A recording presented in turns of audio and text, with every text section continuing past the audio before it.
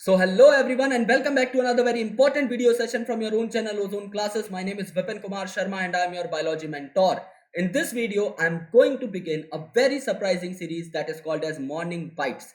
Morning Bites नाम की इस बहुत ही ज्यादा बेहतरीन सीरीज को मैंने स्टार्ट किया था फॉर नीट 2020 एस्पिरेंट्स। जब आपका नीट 2020 एग्जाम बहुत ही पास आ गया था तो हमने अपना पूरा जो फोकस है वो सिलेबस पे, डीपीपीस पे और काफी सारे क्वेश्चंस पर लगाना स्टार्ट कर दिया। लेकिन अब मैं इस सीरीज को वापस लाने वाला हूं फॉर नीट 2021 एस्पिरेंट, जिसमें हम लोग रोज सुबह चाय की चुस्कियों के साथ बायोलॉजी का एक छोटा सा टॉपिक जो कि आपके सिलेबस से रिलेटेड है लेकिन आपके सिलेबस से कहीं ना कहीं बाहर का है, उसके बारे में बात करते थे, जो कि आपकी नॉलेज को सप्लीमेंट करता था और आपको काफी सारी बातें सोचने पर मजबूर करता था। मैंने इस सीरीज का कोई प्रायर नोटिफिकेशन इसलिए नहीं दिया कि मैं आप लोगों का रिस्पॉन्स देखना चाहता हूं। आज मैं हैंड रिटन और आपका टाइप्ड कंटेंट का एक मिश्रण आप लोगों के सामने लेकर आया हूं। मैं उसका भी रिस्पॉन्स आप लोगों से जानना चाहूंगा कि आपको ये वीडियो कैसी लगी, जिससे कि हम अपने कंटेंट को बखूबी बेहतर बना सकें और अपने कंटेंट को आप लोगों के सामने इस तरीके से पेश कर सके कि आपको वो पसंद भी आए। राइट, चलिए।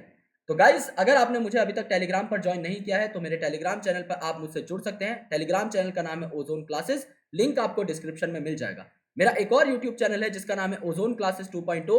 मैं आपको रेकमेंड करूंगा और मैं आपसे रिक्वेस्ट भी करूंगा कि आप उस यूट्यूब चैनल को भी सब्सक्राइब कर दे, लिंक आपको डिस्क्रिप्शन में मिल जाएगा। And if you are on Instagram, और अगर आप मुझसे दोस्ती यारी बातचीत करना चाहते हैं तो यार विपिन शर्मा बायोलॉजी नाम के इस इंस्टाग्राम हैंडल पर आप मुझे फॉलो भी कर सकते हैं। अब बात करते हैं हमारे इस प्यारी सी सीरीज की जिसका नाम है मॉर्निंग बाइट्स, यानी चाय की चुस्कियों के साथ रोज सुबह एक टॉपिक, और वो भी ऐसा जो आपको बाकी बच्चों से खींचकर एक अलग पायदान पर पहुंचा देगा, जो आपको बचे हुए बच्चे जो हैं जो कि कन्वेंशनल चीजें पढ़ते हैं उनसे थोड़ा सा ऊपर उठा देगा और आपके दिमाग में एक नई घंटी बजा देगा, एक नया कॉन्सेप्ट आपके दिमाग में क्लियर करके चला जाएगा। तो इसीलिए मॉर्निंग बाइट मेरी फेवरेट सीरीज है एंड स्टूडेंट्स की भी लास्ट ईयर फेवरेट सीरीज ही थी। तो आज देखते हैं कि हम लोग क्या पढ़ने वाले हैं। आज मैं आप लोगों को पढ़ाने वाला हूं अबाउट द एंडोसिम्बायोसिस। नाम जो है अपने आप में सेटिस्फैक्टरी है, क्योंकि नाम में सारी चीजें इसके बारे में हमें पता लग रही हैं। एंडो का मतलब होता है अंदर और सिम्बायोसिस का मतलब होता है एक ऐसी रिलेशनशिप जिसमें दोनों लोगों का फायदा हो। आप लोगों ने लाइकन के बारे में बहुत अच्छे तरीके से सुना होगा। जो लाइकन है ये दो चीजों के बीच की एसोसिएशन है। इसमें एक जो मेंबर है वो आपका एल्गी होता है और दूसरा जो मेंबर है वो आपका फंगस होता है। फंगस आपका एक अलग से किंगडम में प्लेस किया गया है, किंगडम फंजाई, जो कि सेप्रोफिटिक और पैरासिटिक ऑर्गेनिजम्स की किंगडम है, जो अपना खाना खुद नहीं बना सकते। इन्हें क्या करना पड़ता है, इन्हें खाना खाने के लिए बेसिकली किसी और इंडिविजुअल पर डिपेंड होना पड़ता है।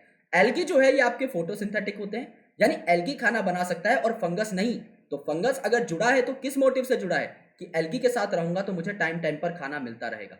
लेकिन इसके बदले में एल्गी को क्या मिलता है, एल्गी को मिलता है शेल्टर, यानी रहने की जगह। और इसके साथ साथ फंगस जो है काफी सारे इंपॉर्टेंट मिनरल्स और आपका वाटर जो है एब्जॉर्ब करके पहुंचाता है एल्गी तक, जिससे कि उसका मेटाबॉलिज्म बूस्ट हो पाए और वो ज्यादा से ज्यादा प्रोडक्टिव हो पाए, ज्यादा से ज्यादा खाना बना पाए। यानी जो फंगस है वो शेल्टर, न्यूट्रिएंट्स, मिनरल प्रोवाइड करता है आपके एल्गी को, और जो एल्गी है वो उसके बदले में खाना प्रोवाइड करता है फंगस को। इसीलिए आपने इसे सिम्बायोटिक रिलेशनशिप कहा और वहीं से वर्ड आया है सिम्बायोसिस। लेकिन ये एंडोसिम्बायोसिस है, कहने का मतलब है कि समझ लो ये एक लार्ज सेल है, तो ये लार्ज सेल क्या करेगा, मेरे एक छोटे से पार्ट को खा जाएगा। और ये जो पार्ट है ना जो इस सेल ने खाया है, ये पार्ट बेनिफिशियल होगा इस सेल के लिए, तभी तो सिम्बायोसिस होगी। तो कहीं ना कहीं इस छोटे वाले पार्ट को भी इस सेल से फायदा है और इस सेल को भी इस छोटे वाले पार्ट से फायदा है। एग्जाम्पल जब आप सुनेंगे तो आपको सारी चीजें बहुत ही बेहतर तरीके से क्लियर हो जाएंगी। जब आपका यूनिवर्स स्टार्ट हुआ था तो स्टार्टिंग में जो इंडिविजुअल्स आए थे वो खुद का खाना खुद नहीं बना सकते थे, और अगर वो खुद का खाना खुद भी बनाते थे तो वो सनलाइट को यूटिलाइज ना करके केमिकल्स को यूटिलाइज करते थे, तो इन्हें कीमोसिंथेटिक ऑर्गेनिजम्स कहा जाता था। लेकिन धीरे धीरे डिमांड बढ़ने लगी, प्रोडक्टिविटी की डिमांड हाई होने लगी, और आपके उन ऑर्गेनिजम्स ने सोचा यार सनलाइट को यूटिलाइज करना ही पड़ेगा, लेकिन हमारे बस की बात नहीं है। तो हम किस तरीके से अपनी लाइफ में आगे बढ़े कि हम सनलाइट को यूज करके खाना बना पाए, because it is the most optimum and the most precise way of making the food. तो उन्होंने क्या किया, उन्होंने एक ऐसे बैक्टीरिया को खा लिया जो कि अपना खाना खुद बना सकता था। सिमिलरली अगर आपकी बॉडी में फूड है तो आप उससे एनर्जी डायरेक्टली नहीं बना सकते, आपको उसका ऑक्सीडेशन करना पड़ेगा। यानी समझ लीजिए आपने खाना खाया, और वो खाना क्या है, समझ लीजिए आपने चपाती खाई और उस चपाती से आपको कार्बोहाइड्रेट मिला, क्या ये कार्बोहाइड्रेट आपको डायरेक्टली एनर्जी देगा? नहीं, आपकी बॉडी में इस कार्बोहाइड्रेट का ऑक्सीडेशन होगा और इस ऑफ एटीपी यानी एडिनोसिन ट्राइफॉस्फेट निकलता हुआ दिखाई देगा। इसे आप एनर्जी करेंसी बोलते हो और यही आपकी बॉडी में अलग अलग प्रोसेसेस को करने के लिए यूटिलाइज की जाती है। तो आपको अब एटीपी बनाने की डिमांड की भी एक जरूरत महसूस हुई, तो आपने क्या किया, यानी हमारे सेल ने क्या किया, उसने एक और बैक्टीरिया को खा लिया और वो बैक्टीरिया क्या था, आपका एरोबिक बैक्टीरिया, जो कि आपके स्टार्च को, जो कि आपके ग्लूकोज को, जो कि आपके सुक्रोज को यूज करके क्या बना सकता था, एटीपी बना सकता था। तो एक सेल ने अपने फायदे के लिए अलग अलग बैक्टीरिया को खाना स्टार्ट कर दिया और वो बैक्टीरिया परमानेंटली रहने लगे उस सेल के अंदर, क्योंकि जो सेल था, जो बड़ा वाला सेल था, उसको एहसास हुआ कि ये तो बड़ी काम की चीज है। अगर मैं इस बैक्टीरिया को अपने अंदर रख लूं, अगर मैं इस बैक्टीरिया को जो खाना बना सकता है उसे अपने अंदर रख लूं, तो क्या होगा, तो ये मेरे लिए शेफ का काम करेगा, ये रोज मुझे खाना बना कर देगा और इसके बदले में मैं भी क्या करूंगा, इसके कुछ प्रोटीन्स इसको पकड़ा दूंगा हाथ में। सिमिलरली अगर मैं एक ऐसे बैक्टीरिया को, एक एरोबिक बैक्टीरिया को अपने अंदर रख लूं जो मुझे एटीपी बनाकर देता रहे, तो वो मेरे लिए पावर हाउस का काम करेगा और मैं बदले में उसे उसके कुछ प्रोटीन्स कोड करके देता रहूंगा। तो ये क्या हुआ, ये भी सिम्बायोटिक रिलेशनशिप हुई।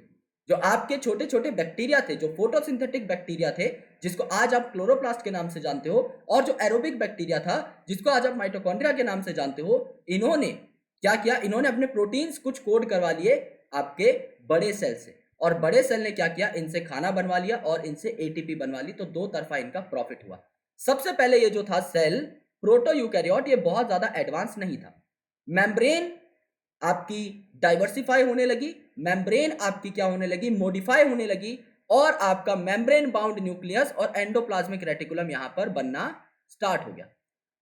और इस एंडोप्लाज्मिक रेटिकुलम बनने के बाद सेल को लगा यार कुछ तो मिसिंग है। सबसे पहली चीज जो मिसिंग है कि हमारी बॉडी में खाना नहीं है, और अगर खाना है, हमने जैसे तैसे जुगाड़ लगा के कीमोसिंथेसिस करके अगर बना भी लिया, तो उसको हम एटीपी में कन्वर्ट नहीं कर पा रहे हैं। तो हम कोई ऐसा बैक्टीरिया खा लें जो ये काम करता हो। तो इन्होंने क्या किया, एरोबिक बैक्टीरिया खा लिया, जो कि इनमें जो कीमोसिंथेसिस हो रही थी उससे जो फूड बन रहा है उसको एटीपी में कन्वर्ट कर सके। तो इन्होंने खा लिया आपका एरोबिक बैक्टीरिया। इन्होंने देखा यार ये तो बड़ी काम की चीज है, तो इन्होंने इसे क्या कर लिया, परमानेंट जगह दे दी अपनी बॉडी के अंदर, अपने सेल के अंदर, और आपके यूकैरियोट्स में क्या आया, आपका माइटोकॉन्ड्रिया आ गया। यानी ये जो एरोबिक बैक्टीरिया है यही आपका माइटोकॉन्ड्रिया है। जिसको आप बैक्टीरिया समझ रहे थे वही माइटोकॉन्ड्रिया निकला, गंगाधरी शक्तिमान निकला। तो यहां पर आपके मेम्ब्रेन बाउंड ऑर्गेनेल्स में एक और ऑर्गेनेल का नाम जुड़ गया, दैट इज माइटोकॉन्ड्रिया, जिसे आप powerhouse of the cell बोलते हो, क्योंकि ये आपके एटीपी की जनरेशन करता है। अगला जो था, वहां पर आपने देखा कि यार ये जो चीज है ना, ये बड़ी अनोखी है, ये खुद का खाना खुद बना लेती है, वो भी सनलाइट को यूज करके, क्यों ना इसे अपना शेफ बना लिया जाए। तो इन्होंने फोटोसिंथेटिक बैक्टीरिया को खा लिया। फोटोसिंथेटिक बैक्टीरिया लेट से आपका ब्लू ग्रीन एल्गी, या जिसे आप साइनोबैक्टीरिया कहते हो, वो भी आपका प्रिडोमिनेंट फोटोसिंथेटिक बैक्टीरिया था उस टाइम का। तो समझ लो आपके बड़े वाले सेल ने एक साइनोबैक्टीरिया खा लिया। इन्होंने देखा यार बड़े काम की चीज है, तो क्या किया इन्होंने साइनोबैक्टीरिया को अपने अंदर रख लिया और ये मॉडिफाई होकर क्या बने, आपके क्लोरोप्लास्ट बन गए। सो क्लोरोप्लास्ट बन गए तो ये फोटोसिंथेटिक हो गया पूरा का पूरा सेल। और जिनमें ये दोनों चीजें जिन्होंने खा ली, उनके अंदर आपकी दोनों ही चीजें बखूबी काम करने लगी, राइट। सो जैसे एनिमल्स हैं, उन्हें क्लोरोप्लास्ट की जरूरत नहीं होती, वो डायरेक्टली अपना प्लांट से जो है खाना ले सकते हैं, या फिर इनडायरेक्ट वे में भी प्लांट से खाना ले सकते हैं। लेकिन प्लांट को क्लोरोप्लास्ट की जरूरत थी, तो प्लांट ने क्या कर लिया, प्लांट सेल धीरे धीरे इवॉल्व होते रहे, इन्होंने प्लांट किंगडम बना ली, और आपके बाकियों ने क्या बना ली, अपनी एनिमल किंगडम और वैरायटी ऑफ किंगडम्स बना ली। ये थी आपकी एंडोसिम्बायोसिस थ्योरी।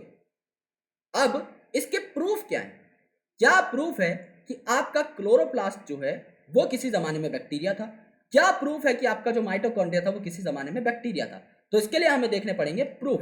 तो एंडोसिम्बायोटिक थ्योरी का प्रूफ क्या है। पहली बात तो सिम्बायोसिस का मतलब रहता है आपका लिविंग टुगेदर, यानी दोनों चीजें एक दूसरे के काम आ रही हैं, और एंडो का मतलब रहता है आपने यहां पर चीजों को एंगल्फ कर लिया है या खा लिया है। जैसे बड़े वाले सेल ने माइटोकॉन्ड्रिया यानी एरोबिक बैक्टीरिया को खा लिया, बड़े वाले सेल ने क्लोरोप्लास्ट यानी साइनोबैक्टीरिया को खा लिया, लेकिन दोनों एक दूसरे के काम कर रहे हैं। यहां पर ये जो टर्म थी ये दी थी लिन मार्क्यूलिस ने, और यहां पर क्या था, आपका माइटोकॉन्ड्रिया और जो क्लोरोप्लास्ट था ये आपके बैक्टीरिया थे किसी जमाने में, ये कहा गया। इसके एविडेंसेस क्या क्या थे, एविडेंसेस में इन्होंने कहा कि स्ट्रक्चर देखो आपका किसी बैक्टीरिया का और आपका मेम्ब्रेन बाउंड ऑर्गेनेल्स जैसे कि माइटोकॉन्ड्रिया और क्लोरोप्लास्ट का, तो आपको सेम साइज और सेम स्ट्रक्चर यहां पर देखने को मिलेगा।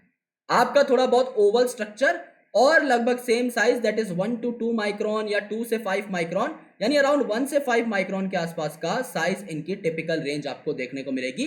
तो इनका स्ट्रक्चर और साइज लगभग लगभग बराबर था, इसीलिए क्या कहा गया, हो सकता है कि ये पिछले जन्म में क्या हो, बैक्टीरिया। देन सर्कुलर डीएनए, आपको पता है कि यूकैरियोट्स के अंदर लीनियर डीएनए प्रेजेंट रहता है, लेकिन प्रोकैरियोट के अंदर सर्कुलर डीएनए था जिसे आप न्यूक्लियोइड बोल रहे थे। यही सर्कुलर डीएनए आपका क्लोरोप्लास्ट और माइटोकॉन्ड्रिया में भी प्रेजेंट रहता है, जो ये स्पेसिफाई करता है कि हो सकता है वो प्रोकैरियोट हो। ओके, देन रिप्रोडक्शन, जिस तरीके से आपका बैक्टीरिया बाइनरी फिजन शो करता है, सिमिलरली आपका जो क्लोरोप्लास्ट और माइटोकॉन्ड्रिया ये भी आपके बाइनरी फिजन से अपने नंबर को इंक्रीज कर सकते हैं। Then ribosomes and protein synthesis, यहां पर अगर आप देखेंगे राइबोसोम तो आपके 70s राइबोसोम होते हैं बैक्टीरिया में, जबकि यूकैरियोट में आपके 80s राइबोसोम होते हैं। आपको जानकर हैरानी होगी कि जो क्लोरोप्लास्ट और माइटोकॉन्ड्रिया के राइबोसोम थे ये भी 70s थे, जस्ट लाइक द बैक्टीरिया।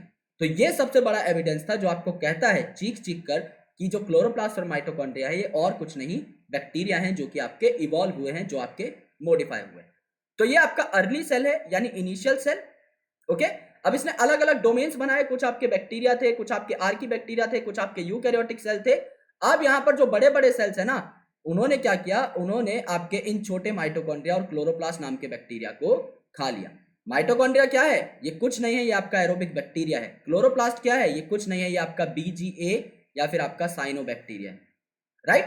तो अब इसको हम लोग अपनी लैंग्वेज में पूरा करने वाले हैं और आज हम एक्सप्लेनेशन देखने वाले हैं कि एक्चुअल में किस तरीके से ये चीजें सिमिलर होती हैं। तो हम यहां पर देखने वाले हैं similarities between chloroplast, mitochondria and the bacteria.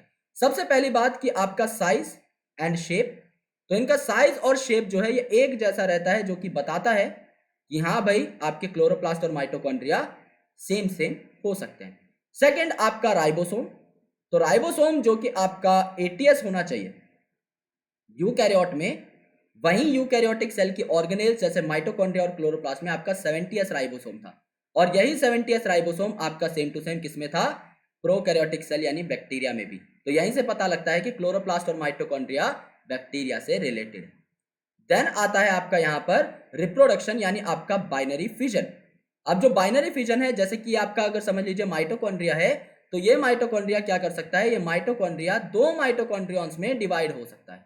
ये माइटोकॉन्ड्रिया आपका दो माइटोकॉन्ड्रियॉन्स में डिवाइड हो सकता है बाया बाइनरी फिजन।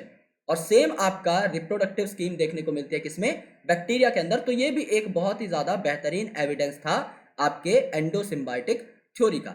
उसके बाद अगर आप देखेंगे तो आपको देखने को मिलेगा सर्कुलर डीएनए। अगर ये आपका बैक्टीरिया है तो इस बैक्टीरिया में आपको न्यूक्लियोइड देखने को मिलता है। न्यूक्लियोइड क्या है, न्यूक्लियोइड को आप सिंगल क्रोमोसोम बोलते हैं, न्यूक्लियोइड को आप जीनोफोर भी बोलते हैं, और ये न्यूक्लियोइड जो है आपका सर्कुलर प्रेजेंट होता है आपके बैक्टीरिया के अंदर। इसे आपने बोला न्यूक्लियोइड, ये हम डिटेल में पढ़ चुके हैं प्रोकैरियोटिक सेल में। इसे हमने जीनोफोर भी बोला, और इसके साथ साथ हमने इसे बोला single chromosome of the bacteria. Same जो आपका न्यूक्लियोइड और जीनोफोर है, इसी तरीके का सर्कुलर डीएनए किसमें प्रेजेंट होता है, आपका माइटोकॉन्ड्रिया और क्लोरोप्लास्ट में। तो ये भी आपका क्या था, एक इंपॉर्टेंट एविडेंस था। इसके अलावा अगर आप देखेंगे मोस्ट इंपॉर्टेंट जो आपका बहुत कम बुक में दिया रहता है वो है आपका फॉर्माइल मिथायोनिन। जब आप पढ़ेंगे ट्रांसलेशन, यानी आप जब एमआरएनए से प्रोटीन बनाते हैं ना, तो आपका सबसे पहला जो कोडॉन वहां पर आकर लगता है दैट इज मिथायोनिन। तो मिथायोनिन आपका लगता है यूकैरियोट्स के केस में, जबकि आपका प्रोकैरियोट में लगता है फॉर्माइल मिथायोनिन। आपका यहां पर माइटोकॉन्ड्रिया और क्लोरोप्लास्ट के केस में भी फॉर्माइल मिथायोनिन देखने को मिला। तो ये आपका एक स्ट्रिक्ट एविडेंस था कि हाँ भाई आपके ये अब तो बैक्टीरिया भाई ने माना ही जा सकता है, क्योंकि काफी सारी चीजें इनमें जो थी कॉमन थी। इसीलिए लास्ट स्लाइड में आपको देखने को मिला, लास्ट स्लाइड में हमने देखा था यहां पर लिखा हुआ है प्रोटीन सिंथेसिस। प्रोटीन सिंथेसिस में आपका ट्रांसलेशन कोड के बारे में यानी फॉर्माइल मिथायोनिन के बारे में बताए जाने की कोशिश की है, बताए जाने की आशंका जताई। ओके, तो इसीलिए आपको पूरी की पूरी इंफॉर्मेशन मैंने अब दे दी है। ये आपकी एंडोसिम्बायोटिक थ्योरी का पूरा प्रूफ हो गया। तो गाइज आई होप आपको ये वीडियो बहुत पसंद आई होगी, और अगर आप और ज्यादा मॉर्निंग बाइट्स चाहते हैं तो प्लीज यार मुझे बता दीजिए एक बार कमेंट सेक्शन में। तो हम रोज सुबह जो है एक मॉर्निंग बाइट का सेशन ले लिया करेंगे, और उसके बाद हम अपने सिलेबस की तरफ बढ़ जाया करेंगे। तो अब से दिन की 2 वीडियो पढ़ाई की आएंगी, और मॉर्निंग बाइट भी आपकी एडिशनल रहेगी। मॉर्निंग बाइट को मैं पढ़ाई में कंसिडर नहीं करूंगा, इसको मैं ज्ञान बढ़ाने वाली वीडियोस में कंसिडर करूंगा, और हम सिलेबस से ओरिएंटेड भी काफी वीडियोस आपकी मॉर्निंग बाइट में लेकर आएंगे, लेकिन इंटरेस्टिंग तरीके से। जैसे आज की वीडियो बहुत इंटरेस्टिंग थी। ये है तो आपका पढ़ाई का कॉन्सेप्ट, लेकिन इसको अगर हम अलग से पढ़ें तो ये हमें जिंदगी भर याद रहेगा। सिमिलरली कुछ पढ़ाई से टॉपिक्स निकालकर उसको इस तरीके से मैं आपके सामने प्रेजेंट करूंगा कि वो एक नया फैक्ट बने, एक एस्टॉनिशिंग आप लोगों के सामने इमेज क्रिएट करें अपनी, जिससे कि आपको वो लंबे समय तक याद रहे और आपको बायोलॉजी से प्यार हो जाए। Thank you so much guys, lots of love, will surely catch you in the next video. एक बार प्लीज बताइए कि स्कीम आपको कैसे लगी, बिकॉज वीडियो बनाने में मैं भी नई नई चीजें आपकी इंप्लीमेंट करने की कोशिश कर रहा हूँ, और कोशिश कर रहा हूँ कि आप लोगों को मेरा कंटेंट बहुत बहुत पसंद आए। इसीलिए टाइम टाइम पर चीज़ें चेंज करना बहुत ज़रूरी है। मैं चाहता था कि मैं थोड़ा बड़ा दिखूं वीडियो में, क्योंकि काफ़ी स्टूडेंट्स हैं जिनको मेरी हाथ की मोशन समझ में नहीं आती, क्योंकि पीछे अगर क्रोमा लगा हुआ होता है तो काफ़ी बार बॉडी पार्ट्स जो है इरेज हो जाते हैं या ब्लर हो जाते हैं, जो कि मैंने भी अपनी वीडियो में नोटिस किया। यहाँ पर अगर हम डायरेक्टली कैम लगाकर आपकी वीडियो रिकॉर्ड करते हैं तो कोई भी पार्ट ब्लर नहीं होता। यानी मैं जो चीज़ें आपको दिखाने की कोशिश कर रहा हूँ, अगर मेरी हाथ, मेरी उंगलियों की मोशन, तो आपको एग्जैक्टली वैसी सेम ही दिखाई देगी। तो thank you so much for watching this, lots of love, और मिलते हैं अगले वीडियो में। जय हिंद।